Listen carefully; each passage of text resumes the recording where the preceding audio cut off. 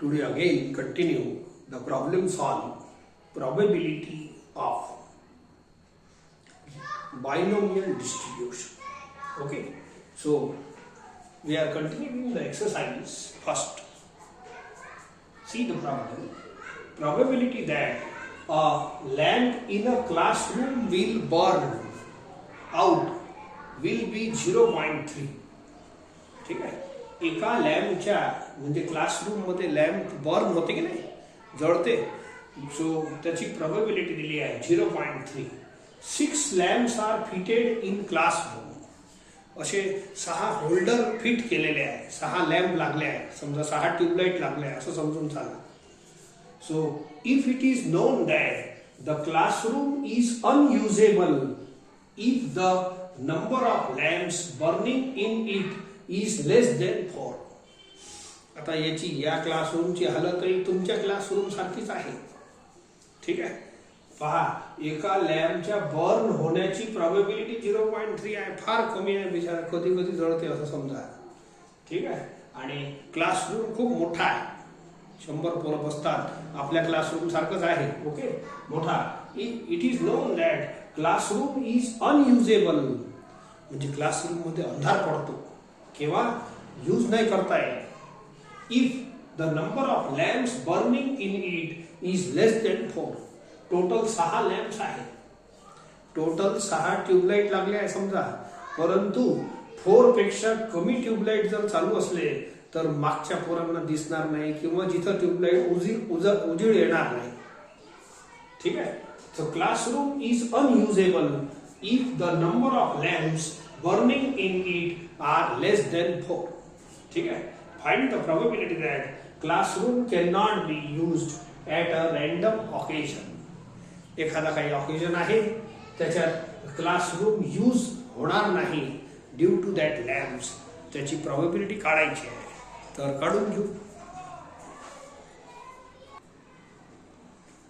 तर या क्लासरूमची हालत आता आपल्या क्लासरूम सारखीच आहे. तर इथं सर प्रॉब्लेम सुरू करताना सगळ्यात पहिला काम असते यक्सचं. ठीक आहे, how to decide x. Okay, तर यक्स मी काय घेतो, so see here 6 lamps are fitted in a classroom. Okay, तर मी यक्स घेतो नंबर ऑफ म्हणजे number of lamps, burning lamp घेऊन घेऊ, म्हणजे लॅम्प चांगले असले पाहिजे, म्हणजे लॅम्प जळत नाही, फ्यूज आहे ते पडले आहे बिचारे तसेच. क्लासरूमची हालत तशीच असते, आपल्या घरची हालत चांगली असते, बरोबर फ्यूज झाला की बाबा आणून फिट करते बरोबर दुसरा, पण क्लासरूम मध्ये तसं नसते. क्लासरूम आपल्या म्हणजे भगवान भरोसे चालत राहते. ठीक आहे, तर probability that a lamp in a classroom will be burn will be 0.3. जर बर्न होणारे लॅम्प चांगले आपल्याला तेच लागत नाही तर, so therefore x मी घेतो, let x is equal to number of burning lamps. Okay, burning lamps म्हणजे किती, total lamps are 6, total tube light 6 लागले आहे, तर therefore burning लॅम्प किती राहील मग, तर 6 चे 6 फ्यूज राहू शकते, म्हणजे 0 लॅम्प विल बर्न. कधी कधी अशी हालत होते एकही लॅम्प जळत नाही, कधी कधी एकच लॅम्प जळणार आहे, कधी कधी 2 लॅम्प, 3, 4, 5, 6 चे 6 एकदम चकाचक जळू शकते. ठीक आहे, now here is total number of trial. एक लाईट, एक ट्यूबलाइट, एक लॅम्प इथचा एक ट्रायल आहे. कसं काय ट्रायल आहे, इट गिव्स यू 2 रिझल्ट्स. एक तर तो बर्न होणार, नाही तर फ्यूज राहणार. एक तर लाईट बर्न होणार, पण एक लाईटची गोष्ट सांगत आहे, एक लाईट म्हणजे एक ट्रायल आहे, एक lamp. So it will burn और it will not burn, it will be fused. तर 2 रिझल्ट आहे त्या लाईटचे. आपल्याला लाईट जाळायचं आहे, परंतु फ्यूज नसलं तर मग जळणार नाही. आणि 6 चे 6 लाईट जळत असन, 6 म्हणजे काय झालं, एक light 2 light, it gives you binomial experiment. तर अशा पद्धतीनं प्रॉब्लेम डायव्हर्ट्स टू बायनोमियल एक्सपेरिमेंट. तर total number of trials is 6. हे जे n असते हे इथं असते. नाव पी इथं दिलेच असते, हे पहा प्रोबॅबिलिटी दॅट. आता इट इज प्रोबॅबिलिटी, हे आहे नंबर ऑफ सक्सेसेस. आपल्या भाषेत यक्स कोण आहे? Number of successes. सक्सेसेस म्हणजे कोण? Burning lamps. लॅम्प बर्न होते हे सक्सेस आहे, लाईट चांगलेवाले आहे, सक्सेस. तर पी कोण आहे? Probability of success of one lamp, one trial. It is probability, हे पहा, probability one lamp, probability of one lamp will burn is 0.3. Generally N आणि पी दिलेच असतात. ओके, हेच भाषा लिहून घ्या. प्रोबॅबिलिटी दॅट हे अ लॅम्प म्हणजे one lamp will burn out. ही भाषा चालते, burn out. It is given 0.3. 0.3 calculation जड जाणार, याला 3/10 कन्वर्ट करा. Probability that one lamp will burn out नाही, बर्न लिहिलं तरी चालते. ठीक आहे. सो एक्स म्हणजे परत ऐकून घ्या, यक्स म्हणजे आपल्या ओरिजिनलची लँग्वेज आहे. एक्स म्हणजे नंबर ऑफ सक्सेसेस. तर सक्सेस कशात आहे? याच्यात प्रत्येक प्रॉब्लेम मध्ये सक्सेसची भाषा अलग अलग असते. So it is burning lamp म्हणजे सक्सेस, फ्यूज लॅम्प म्हणजे सक्सेस नाही, फेल्युअर. आणि पी कोण असते? Probability of success of one लॅम्पची सक्सेस, बर्न होण्याची, वन लॅम्प सक्सेस होण्याचा. तर हे गिवन आहे.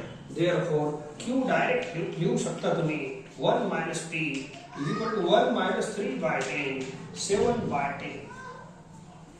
आताच एक्सप्लेन करता सांगितलं आहे तुम्हाला, इट इज बायनॉमियल एक्सपेरिमेंट. म्हणून हे शेवटी लिहायचं एवढं. देअरफॉर एक्स फॉलोज, याच्या खाली लिहायचं, x follows binomial distribution with np. n = 6 and p = 0.3. n and p are main parameters. तर आता आपण डिक्लेअर केलं इथं, हे सिम्बॉल लिहिलं म्हणजे काय झालं? We have declared this is problem of binomial experiment, binomial distribution. आता मी प्रोबॅबिलिटी लिहितो. आपला एकुलता एकच फॉर्म्युला शिकवला आहे, बस तोच वापरायचा. Probability of x, P of x म्हणजे प्रोबॅबिलिटी ऑफ सक्सेस. हे आहे आपला formula, P of x, NC x, P⁻x, Q⁻n-x. या 4 लेटर्स मध्ये N, P, Q फिक्स असतात. N, P, Q फिक्स आहे. फक्त यक्स आहे ना, यक्स व्हेरिएट होते. इफ आय पुट यक्स = 0 तर त्याची प्रोबॅबिलिटी भेटेल. म्हणजे 0 लाईट जगून राहिले याच्यात. एक्स म्हणजे कोण आहे? Number of burning lamps. तर जळणारे लाईट आहे, ओके आहे लाईटची पोझिशन. एक्स = 1 पुट केलं तर 6 लाईट मधून एकच लॅम्प जळणार आहे क्लासरूम मध्ये. एक्स = 2 पुट केलं तर 2 लाईटची प्रोबॅबिलिटी भेटल जळणाऱ्यांची. 6चे 6 पुट केले, put x = 6, all the 6 light will burn. म्हणजे तुमचं हे जे ऑकेजन आहे सक्सेसफुल होऊ शकते. आता प्रॉब्लेम वाचा. हे तर 3 पुट करीनच, हे 3 तर प्रत्येक प्रॉब्लेम मध्ये पुट करायचेच आहे, काऊन की फिक्स असं आकडे आहे. फक्त यक्स कोणता करायचा? जे प्रॉब्लेम विचारला आहे. ठीक आहे, पहिले हे 3 करून टाकू. पहा काय म्हटलं, द क्लासरूम इज अनयुजेबल. त्यांनी जे गाईडलाईन दिली आहे ते वापरा. The classroom is unusable if the number of lamps burning in it is less than 4. जर 4 पेक्षा कमी ट्यूबलाईट जळत असन, जर 4 पेक्षा कमी ट्यूबलाईट बर्न होत असन, जळत असन, चालू राहत असन, तर हे क्लासरूम इज अनयुजेबल. क्लासरूमला वापरता येत नाही. काय म्हटलं त्यांनी? 4 पेक्षा कमी ट्यूबलाईट जर जळत असन, चालू राहत असन, तर क्लासरूमला वापरता येत नाही. क्लासरूम मध्ये अंधार पडते, मोठा आहे क्लासरूम. ठीक आहे, म्हणजेच 4 पेक्षा जास्त ट्यूबलाईट जळत असन तर classroom can be used. Find the probability that classroom cannot be used. चला झंझटच नाही, वापरता नाही आला पाहिजे. पहिले एक काम करा, हे जे 3 लेटर आहे ते पुट करू. 6CX, ही आहे 3/10⁻⁻. हे आहे 7/10⁻6 x राहू द्या. आता फाइंड द प्रोबॅबिलिटी. x च्या व्हॅल्यू होणे काय? एवढ्या साऱ्या पुट करायच्या. एक्सच्या व्हॅल्यू एवढ्याने पुट करायचं आपल्याला जे लागते ते करू.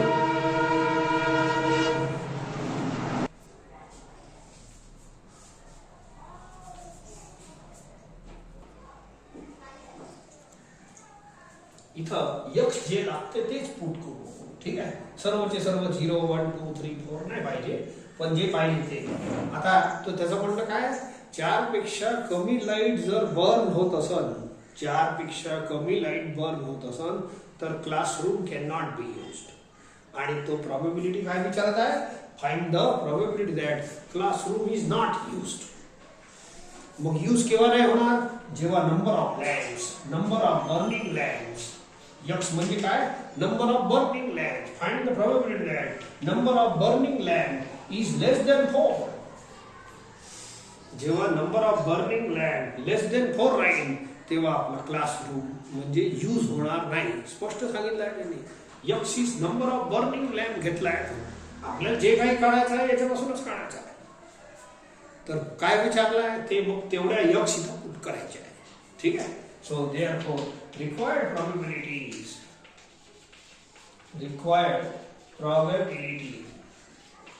is, बोला, find the probability that classroom cannot be used. Use केव्हा नाही होणार, स्पष्ट म्हटलं आहे.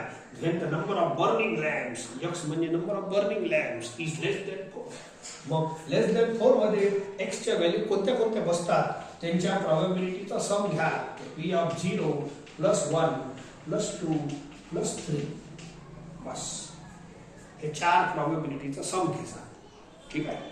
सो 4 घेत असाल तर 4 घ्या, नाही तर मग याला शॉर्ट करू कॅल्क्युलेशन कमी करायसाठी.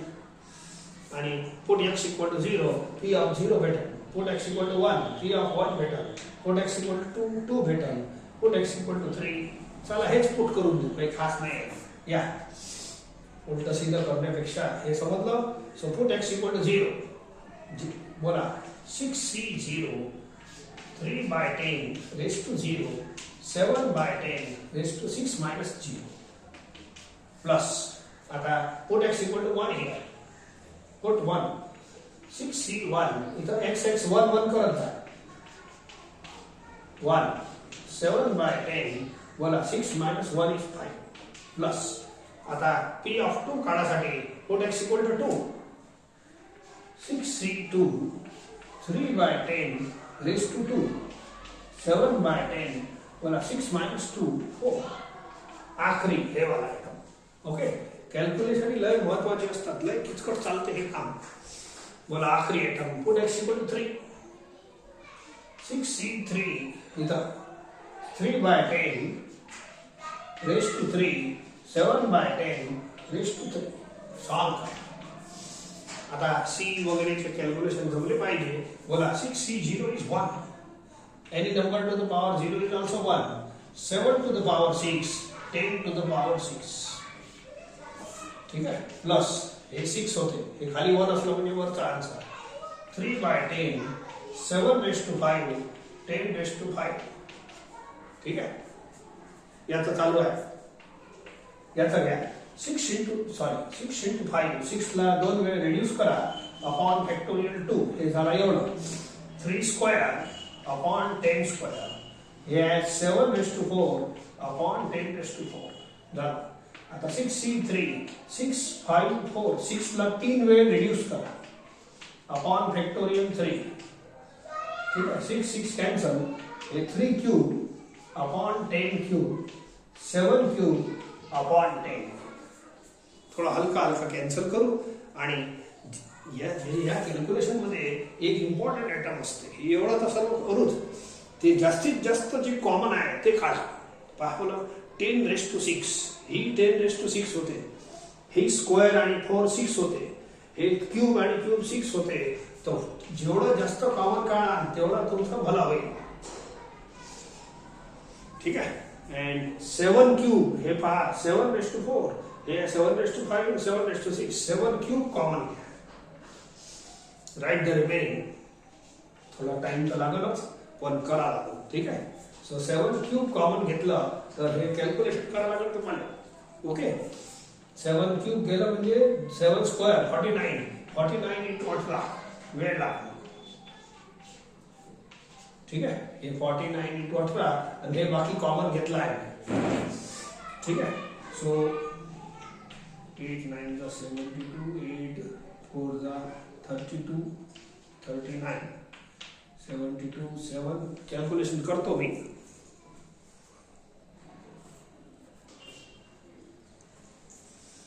याचं प्रॉडक्ट 7 स्क्वेअर 49 इंटू 18 एवढं येते. ओके, हे तुम्ही करू शकता, सहज आहे. बोला 7 क्यूब कॉमन आहे. हे इथं 7 क्यूब, एक 7 बाकी आहे. हा, एक 7 इंटू हे 3 आणि हे कॅन्सल केलं मी. सो 7 इंटू हे 9, हे 9 आहे. 7 9 जा 70, हे 9 7 जा 63. हा, 63 इंटू हे 15. ठीक आहे, 7 into 9 63 to 15. 15 3 जा 45 and 15 6 जा 90, 94, 945 प्लस. आता हे ना, याचा 7 क्यूब बाहेर आहे. बोला 3 क्यूब 27 होते. 27 इंटू 20, 27 इंटू 20 540. ठीक आहे, आता हे 7 क्यूब लिहून घ्या, यांना ऍड करा. So this will give you result. Akhare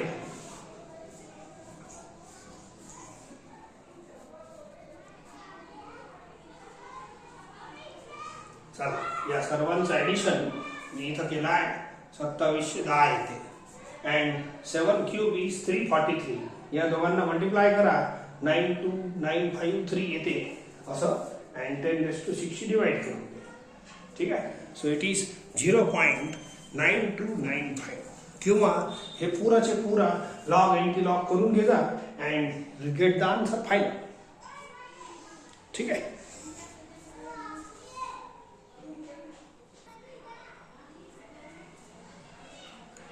take next question.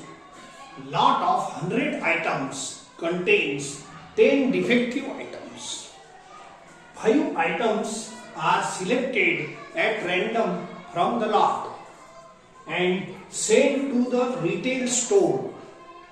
What is the probability that the store will receive at most one defective item? पहिले पूरा प्रॉब्लेम समजून घ्या. ओके, हे कालच्या सारखंच आहे. ते की लॉट असते. एखाद्या बॉम्बे वगैरे गेले ना, मुंबईत, तिथं म्हणजे लॉटचे लॉटच ठेवले असतात होलसेल मध्ये. पटापट पॅकिंग राहतात. कालच्या सारखं सांगितलं ना तुम्हाला, पॅक केलेले 100 ॲटम्स आहेत. असं लॉटचा ढीगच आहे पुरा. पॅकिंग केलेले बिलकुल एक पर्टिक्युलर थिंग आहे. सो लॉटमध्ये पुरे पॅकिंग आहे आणि त्यात 10 डिफेक्टिव्ह आहे. ठीक आहे,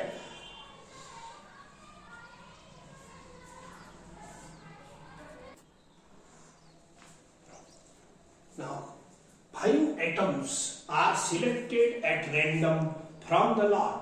आता तेवढं मोठं ढीक आहे 100 याचा आणि सर्व पॅकिंग केलेले आयटम आहे. तुम्हाला असं हे पाहून, हे म्हणजे वस्तू पाहून तुम्ही ओळखू शकत नाही की तो डिफेक्टिव्ह आहे.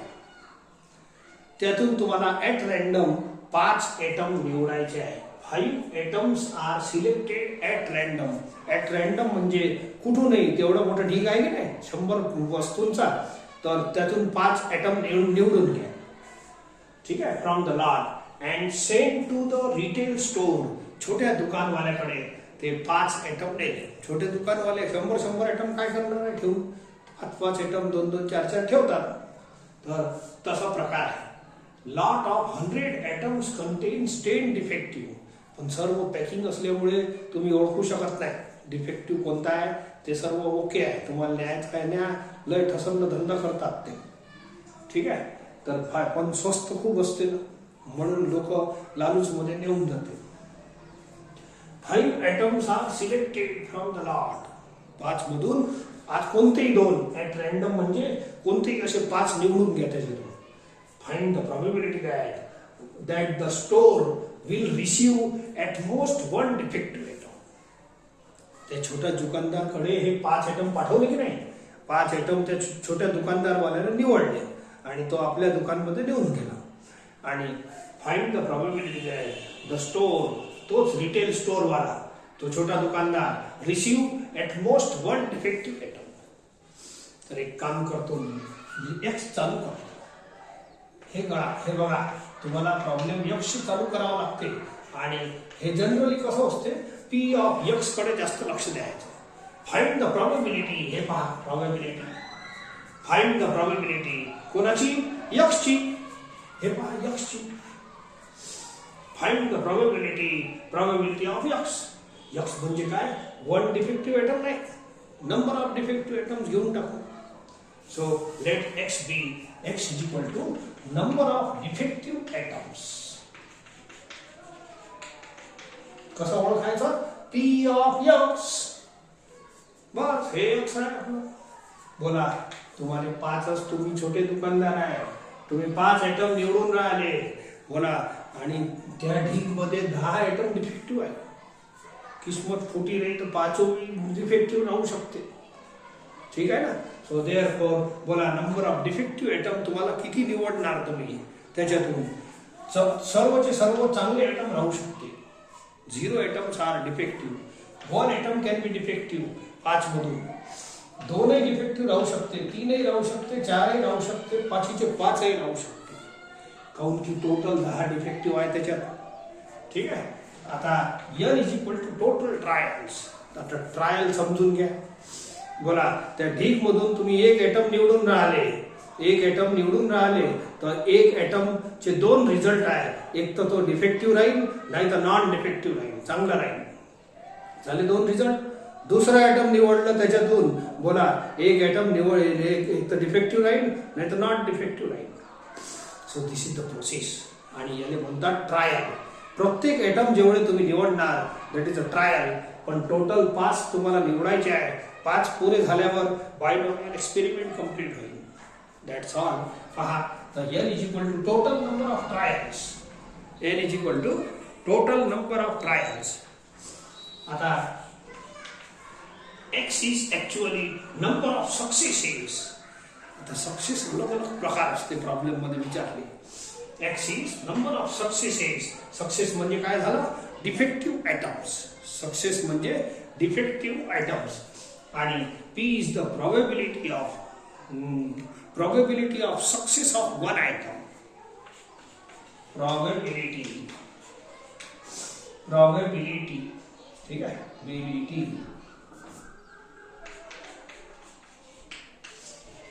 that a atom ठीक है, one item selected is defective, or item selected is defective. काय लिहिलं सांगतो तुम्हाला. So probability that one item, what is p? p is probability of success of one trial. आपल्याकडे वन ट्रायल म्हणजे 1 item selected आहे का. आणि सक्सेस कोण आहे? डिफेक्टिव्ह आयटम सक्सेस आहे यावेळेला. नंबर ऑफ सक्सेसेस, तर हे सक्सेस आहे डिफेक्टिव्ह आयटम. तर हे प्रोबॅबिलिटी कोणाची काढायची? एक डिफेक्टिव्ह आयटमची. एक आयटम जो सिलेक्ट केला तो डिफेक्टिव्ह निघाला पाहिजे. या मला total number of items are 100 आणि डिफेक्टिव्ह किती आहे? 10. तर n of e upon n of s चा फॉर्म्युला लावायचा. हे झालं p तुमचं. आता q डायरेक्ट काढायचा. याच्यामध्ये काही विचार करायचा नाही, खूप काम नाही. So it is 1 minus p 1 minus 3. आणि आताच तुम्हाला एक्सप्लेन केलं दिस इज बायनॉमियल एक्सपेरिमेंट. तो इथं एक्सप्रेस करायचा. x follows binomial distribution with n is equal to 5 and p is equal to 1 by 10. ठीक आहे. तर एक वेळ बायनॉमियल डिस्ट्रीब्युशन क्लिअर झाला तर मग हे फॉर्म्युला वापरता येते. It is PMF of x probability of success. तर आपला प्रश्न वाचून घ्या. याच्यात 3 लेटर फिक्स आहे n p q. तेवढे तर बिंदास पुट करूच आणि तरी पण प्रॉब्लेम वाचतो. Find the probability that the store will receive at most 1 defective items. तर पहिले एक काम करतो. सो x च्या व्हॅल्यू अनेक आहे पण जे लागन ते पुट करीन. n आहे 5, p आहे 1 by 10. x राहू द्या सध्या एवढा पुट करून थांबा. ठीक आहे.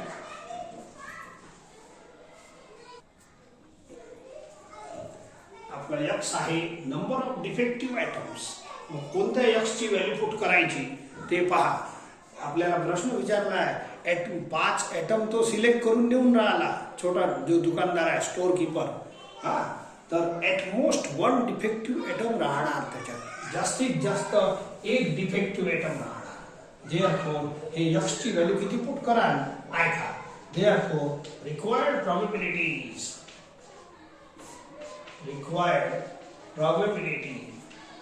is बोला x is म्हणजे at most 1 जास्तीत जास्त 1 डिफेक्टिव्ह ॲटम. x कोण आहे नंबर ऑफ डिफेक्टिव्ह ॲटम्स. तर नंबर ऑफ डिफेक्टिव्ह ॲटम किती राहील ॲट मोस्ट 1 जास्तीत जास्त 1 पेक्षा जास्त नाही राहणार 5 मध्ये. तर हे जास्तीत जास्त सिम्बॉल 1 कडे लावा. एक 2. सो देअरफॉर याची व्हॅल्यू लिहा p of 0 plus p of 1. p of 0 plus याच्यात दोनच व्हॅल्यू येतात 0 आणि 1.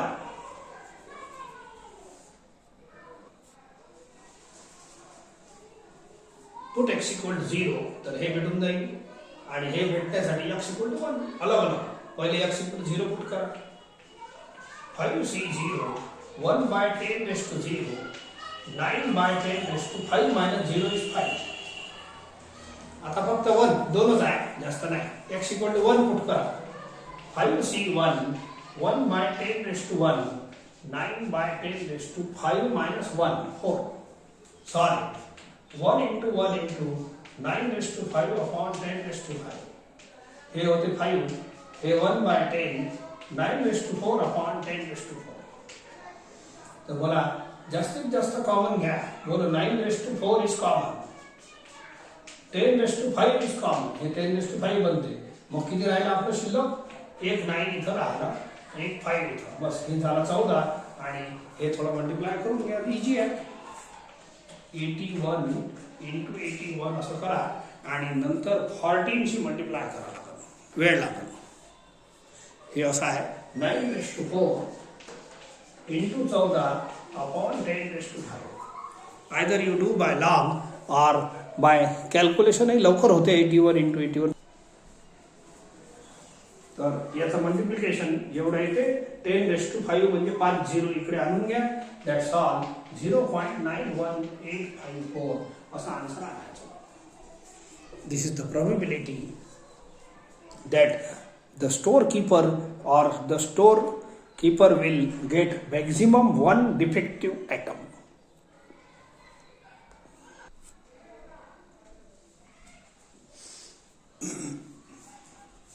Take the next one. The probability that a mountain bike rider traveling along a certain track will have a tire burst is 0.05. फार कमी probability आहे. Mountain bike rider माउंटेनवरही bike न जातात लोक राईड करतात रायडिंग करतात. हे अलगच शौक आहे. माउंटेनवर हिल स्टेशनवर जाऊन बाईक न जातात. तर the probability that a mountain bike rider travelling along certain track will have a tyre burst. एका टायरच्या ब्रस्ट होण्याची प्रॉबिलिटी दिली आहे 0.05.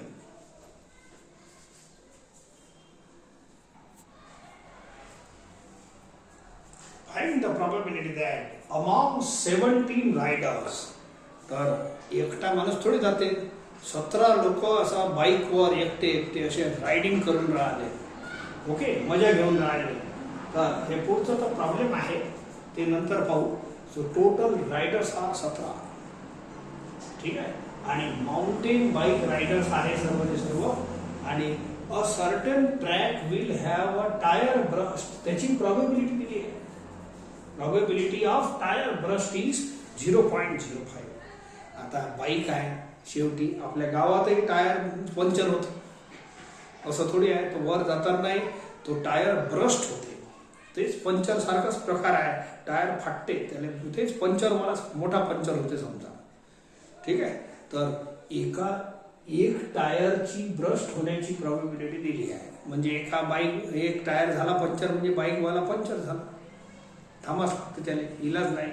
Okay, 17 total bike riders. पण आवश्यक नाही ना पंक्चर होईल, पंक्चर होणं काय आवश्यक थोडी आहे. तर एक रायडर म्हणजे एक ट्रायल आहे आपल्यासाठी. Vernon is trial. काय ट्रायल आहे?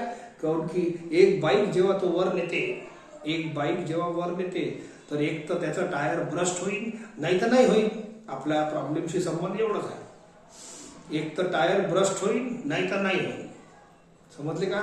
बरं, दुसऱ्यावाला बाईकवाला सक्सेसफुल पोहोचून जाईल, ब्रस्ट नाही होणार, नाही तर ब्रस्टही होऊ शकते टायर. तर अशा पद्धतीनं total number of trials are 17. This is a binomial experiment. तर ट्रायल हे समजलं, बायनोमियल एक्सपेरिमेंट. आता प्रॉब्लेम पहा.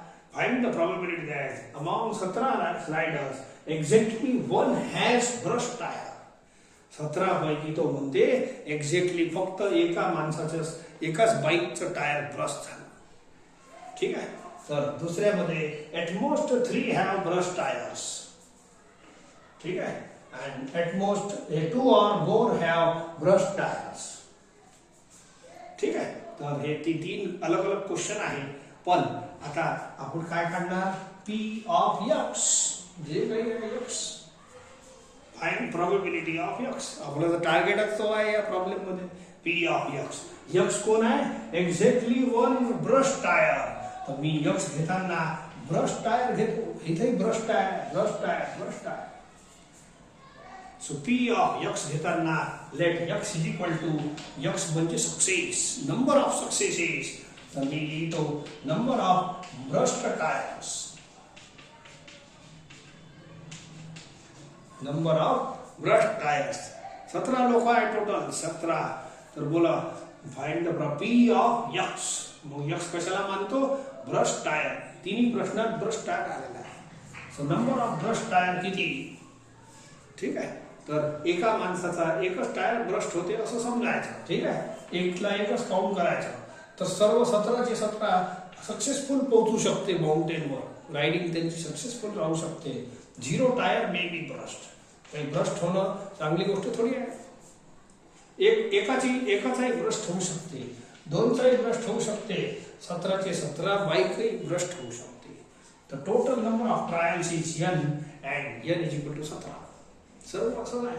अँड पी इज प्रॉबेबली, हे कोण आहे? एक्स. Number of successes. या वेळेला number of successes brush tyre आहे.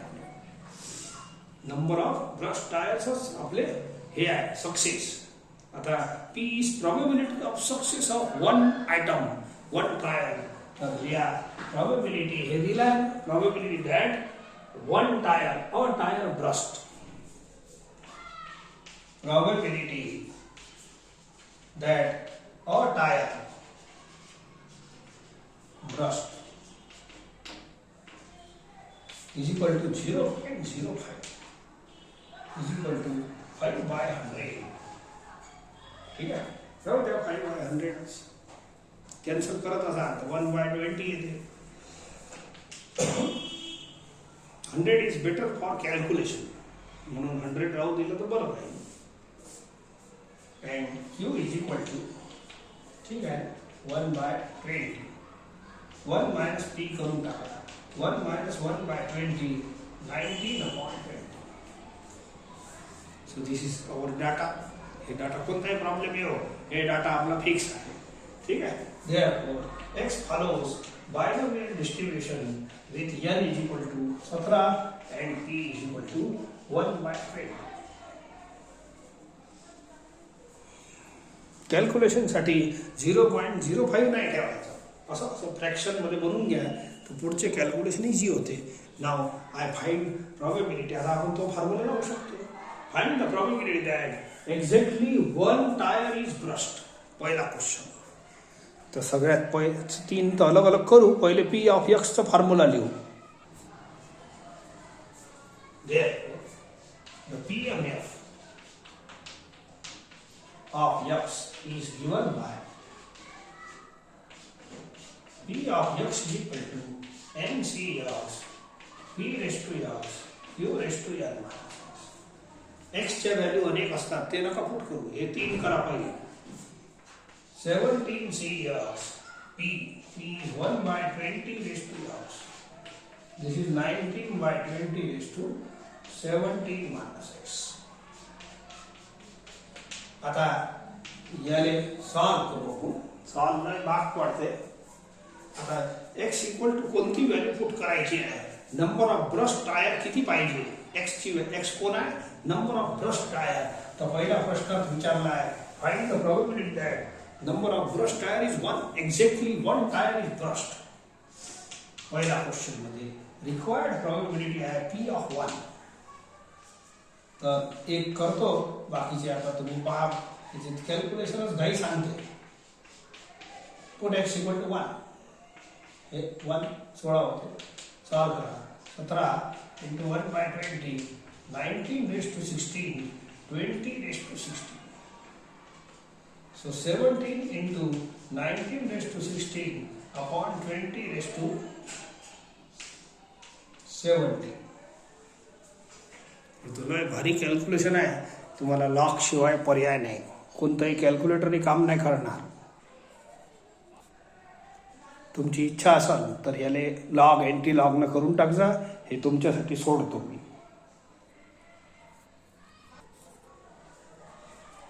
सेकंड क्वेश्चन विचारला आहे. At most 3 tyres are burst. 3 have a burst tyre.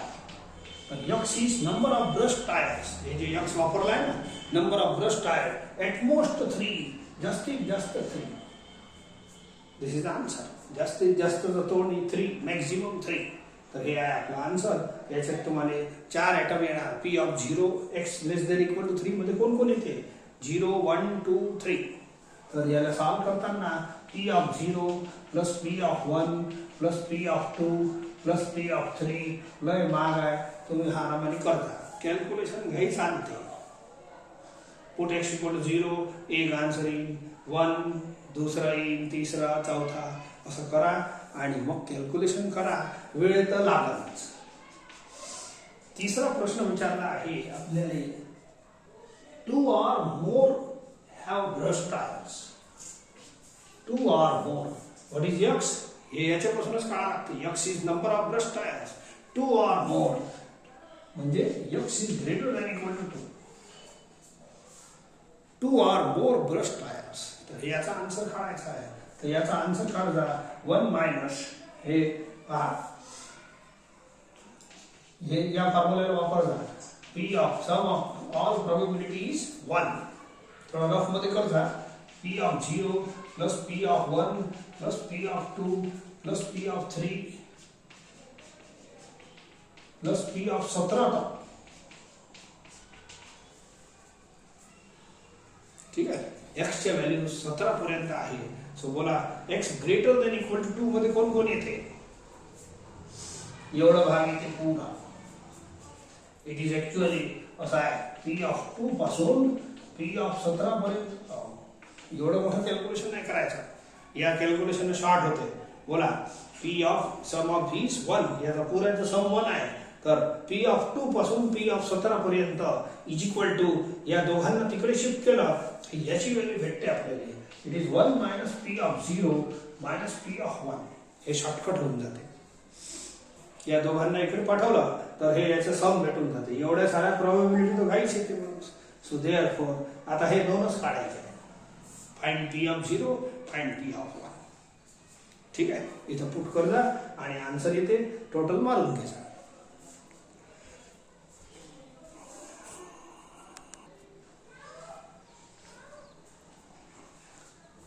फॅक्टरीमध्ये कंपोनेंट्स बनत असतात. असं काही एकदमच पुरी बाईक किंवा कोणती वस्तू बनत नसते. त्याचे कंपोनेंट बनते आणि मग ते कंपोनेंट जोडले जाते. पण ते कंपोनेंट ओके करावं लागते. ओके म्हणजे ते आजकाल तर ते बाजारात शेप येतात की नाही. ॲपल त्याच्यात छोटंसं स्टिकर लागलं असते. टेस्टेड ओके असं ओकेचा लिहिलं असते. आता काय टेस्टेड काय त्याला काय खाऊन टेस्ट केला आहे का. तसं नाही. पण कंपोनंटला टेस्ट तर करावं लागतं. टेस्ट म्हणजे ओके आहे की नाही व्हेरीफाय करावं लागते. चेक करावं लागते. कंपोनंट ओके असलं पाहिजे. नट बोल्ट असो कोणताही कंपोनंट असो. ठीक आहे. प्लस वायर असो, तुटलं नाही पाहिजे, असे खूप सारे कॉम्पोनंट आहे. तर सर्वचे सर्व कॉम्पोनंट चेक तर करावंच लागते. त्याच्यावर एक प्रॉब्लेम आहे. The probability that the certain kind of component, एक स्पेशल एखादा कॉम्पोनंट घेऊन घ्या, मोबाईलचा कॉम्पोनंट घेऊन घ्या एखादा, ठीक आहे. तर तो कॉम्पोनंट विल सर्वाईव्ह व चेक टेस्ट, त्याला चेक करावं लागते. चेक टेस्ट त्याला म्हणतात. त्याचे चेक टेस्ट केल्याची प्रोबॅबिलिटी आहे 0.6.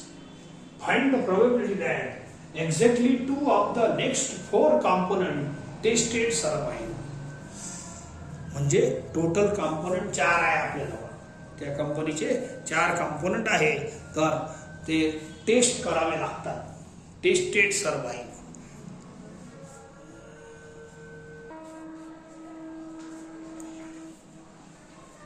तर total components are 4 which are to be tested survive. Okay, तो find the probability. पहिला सिलेक्शन x चा असतो आणि p of x पासून सहज तुम्ही सिलेक्ट करू शकता. हे आहे फाइंड प्रोबॅबिलिटी कोणाची? x ची. तर x काय झाला? Component tested. कॉम्पोनंट्स 4 कॉम्पोनंट आहे ना, तर काही आवश्यक नाही सर्वचे सर्व कॉम्पोनंट टेस्ट केले पाहिजे, परंतु त्याचं म्हणणं आहे जे एखादा खराब राहू शकते म्हणून टेस्ट करा. So let x is equal to number of components tested survive. हेच लिहितो p of x. तो बोला कॉम्पोनंट किती टेस्ट करावा लागणार? टोटल 4 कॉम्पोनंट आहे, ठीक आहे. एखादा डाऊट पहा, काय आता डाऊट असेल तर टेस्ट करावं लागते. प्रत्येक कॉम्पोनंट ओकेच आहे, एकदम फाईन आहे, त्याला टेस्ट करायची गरज नाही, ठीक आहे. तो 0 component may be tested, 1 may be tested, 2 may be tested, 4 test करावं लागेल. टेस्टेड सर्वाईव्ह, ठीक आहे. n is equal to total number of trials. एक कॉम्पोनंट टेस्ट केलं तर एक तर तो ओके राहील, नाहीतर फॉल्ट वाला राहील. टेस्ट केल्यानंतर 2 रिझल्ट आहे ना. कॉम्पोनंट एक तर टेस्टेड ओके राहील, ओके आहे म्हणजे पास झाला, नाही तर फेल्युअर राहील ना, तो डिफॉल्ट राहील त्याच्यात. So this is the 2 results. म्हणून एक कॉम्पोनंट म्हणजे एक ट्रायल आहे. 4 कॉम्पोनंट पुरेचे पुरे जे सांगितले आहे ते पुरे तुम्ही चेक करा, तेव्हा ते आपलं बायनॉमियल एक्सपेरिमेंट कंप्लीट होईल. तर total number of trials are 4. P is probably हे आहे probability नंबर ऑफ सक्सेसेस. हे कॉम्पोनंट म्हणजे काय? सक्सेस आहे. आणि P is probability of success of 1 trial. हे लिहिलं आहे पहा. probability of 1 component is 0 tested check test. component check test, ठीक आहे. सो सर्वाईव्ह साठी probability that a component, a म्हणजे 1 component, a component will survive check test. survive check test. इथे पाहिजे components to be check test असं लिहायचं. number of components to be check tested, ठीक है. survive to be check test. component survives हे चांगला शब्द आहे. survives check test. याचा अर्थ त्या कॉम्पोनंटला चेक करायची गरज आहे. म्हणजे नंबर ऑफ कॉम्पोनंट सर्वांना चेक करायची गरज नाही. एकदम जो टन बढिया माल आहे त्याला चेक नाही करावं लागत. तर number of component survive check test, त्याला गरज आहे टेस्ट करायची. आणि इथं आहे हेच भाषा लिहिली आहे. Probability that a component survive check test is equal to 0.6 दिला, इज इक्वल टू 6/10. राहू द्या 6/10. 2/5 3/5 लिहू शकता, पण राहू द्या. Q is equal to 1 minus P 1 minus 6/10 4/10. One component is one trial आणि 4 component पुरे झाले की it performs binomial experiment. Therefore, x follows binomial experiment with n. ठीक है, n is equal to 4, p is equal to 0.6. आता लिहायचं चांगलं दिसते. हे झाला binomial experiment. आता find the probability that exactly two component require check test.